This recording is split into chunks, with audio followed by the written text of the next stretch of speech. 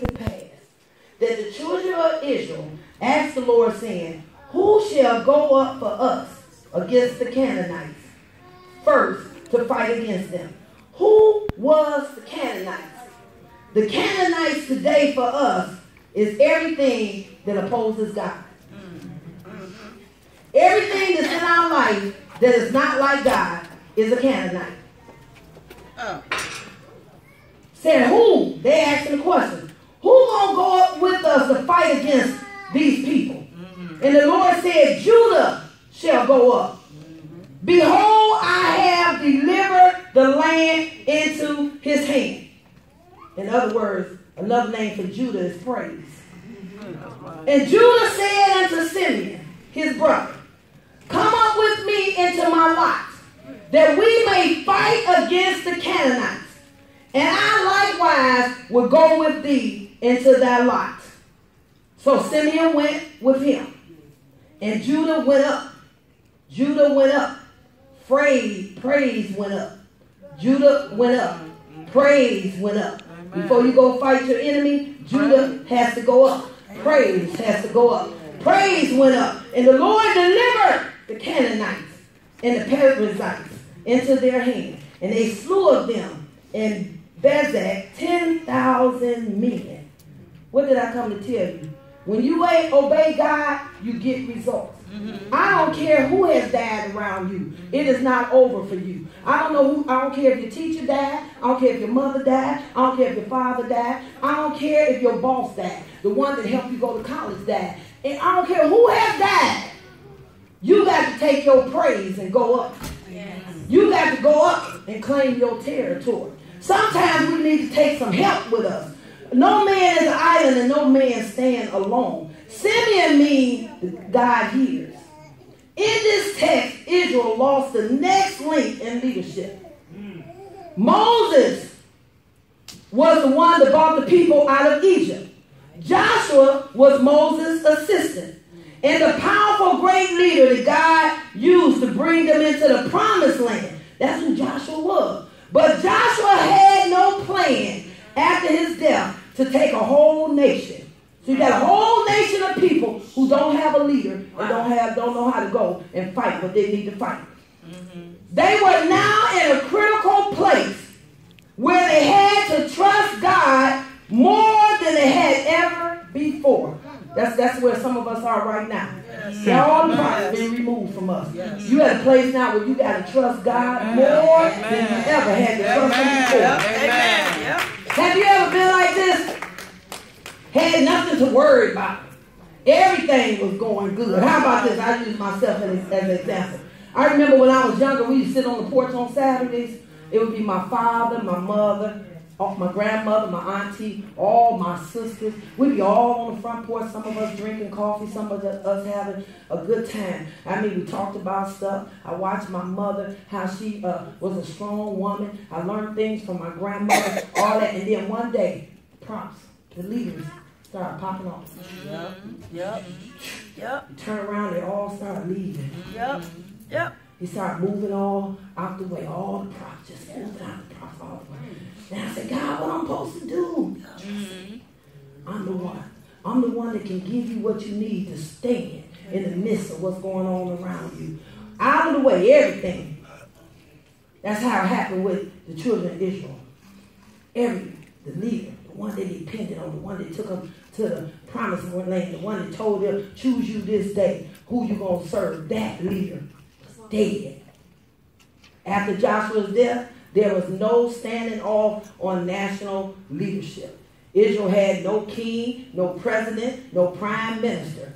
All they had was the Heavenly Father.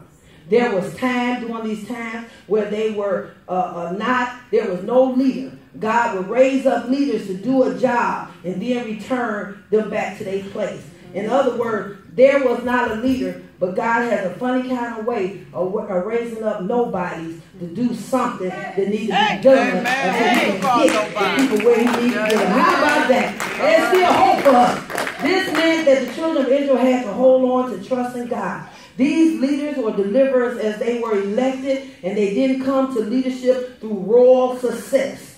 they were specially gifted by God for leadership in their time. This book doesn't mean someone who sits in a court and decides legal issues. That's not what this book of the Judges is about. The Judges was like heroes or heroic leaders. They would put things right in order.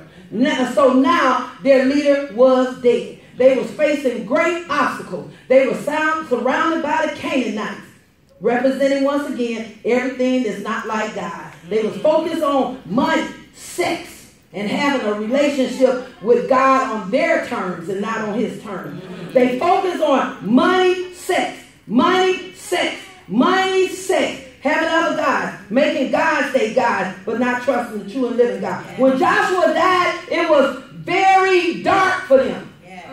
Confusing, a difficult time. But what we will find out about God in this message is that God is so awesome that in your darkest hour, he is still there. How awesome is God? I don't care how low you go or how dark it gets. All you got to do is call on the name of Jesus and he is right there. He already knows the plans and the thoughts he thinks towards us. See, people quote that scripture a lot. I always talk about it. But what you don't understand about that scripture was people were in captivity for a long time. For a long time. But God had a plan in it. Sometimes God allowed us to go through a place because he's trying to get us to a place.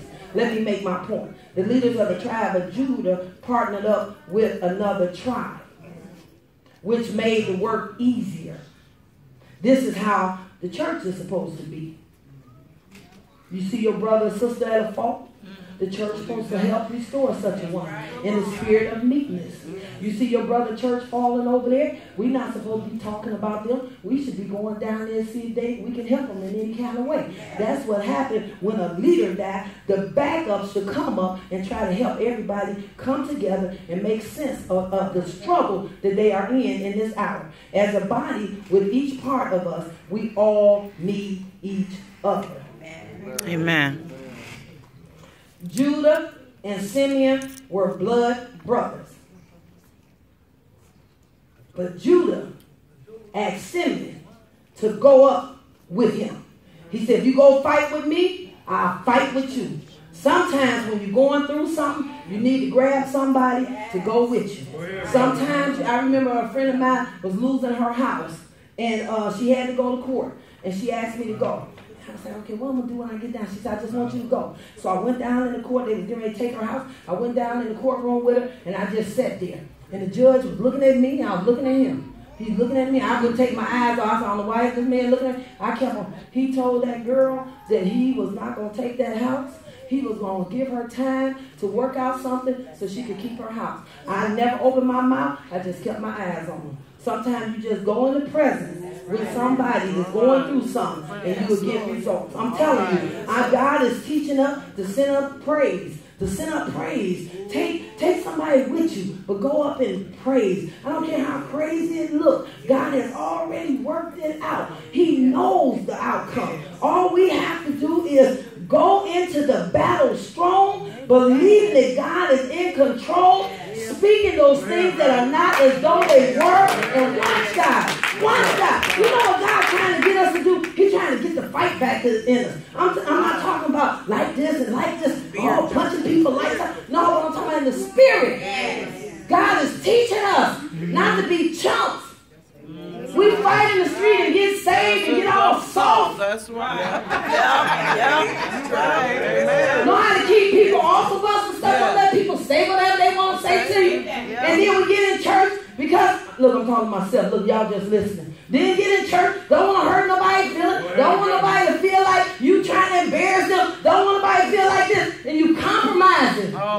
You are compromising. Right. When God has given you a specific assignment, you compromise, because what happened is the assignment he has given you didn't know the person that you looking at as the person that the assignment was about. And because you done hung with this person and been with this person and owe this person, and now you can't tell this person the truth. Go ahead, Jesus. That wasn't even in my message. Oh, Lord. Oh, Lord. That's our we. Oh, Lord. Church been hurting people. The church this. The church that. So now, I stand back and don't want to hurt you because you've been church hurt. Listen, Joshua is dead. It's a new day. It's a new day. It's time for us to go up.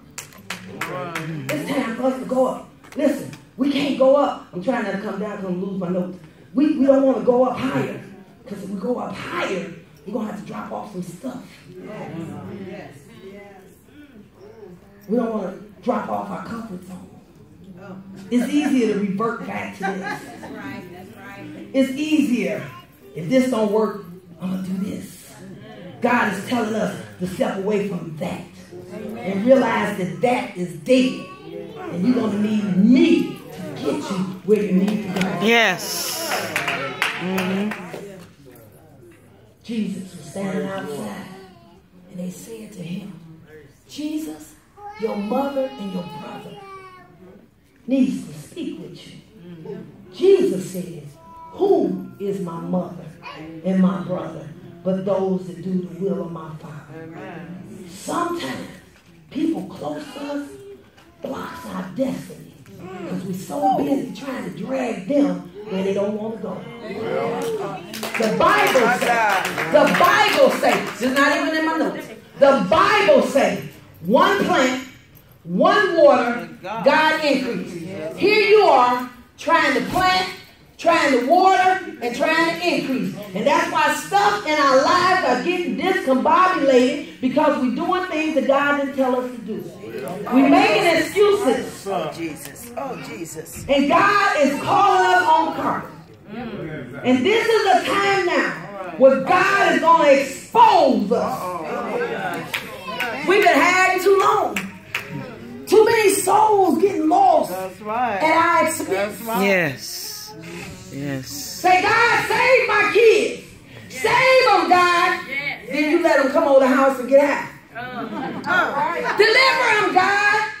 Well, at least they ain't down the street getting high. It don't matter. They shouldn't even be getting high in your house. All right? Come on. Save them, God. Protect my babies. Lady told me yesterday, she said, I prayed for my son not to die. He didn't did 9 years. And she guilt tripped. I said, stop that. That ain't your fault. I prayed for God to keep my brother from dying. He did 20 years in jail. I said, God, why are you keeping him so long? You said you told me to spare his life. God knows what people won't do before they get there. When you pray a prayer for somebody, you don't know how God's going to do it. That's why you got to prepare for the outcome. You want God to save somebody, something might have to happen for him to get saved. Nobody said the journey was going to be easy. God said he would be with you in it. But we got to be true to our own self. We got to be true to ourselves. That's where deliverance starts. Is when you tell yourself the truth. When you be true to yourself. And listen, yesterday on Facebook, right? Not yesterday, the other day, they were doing a post on me.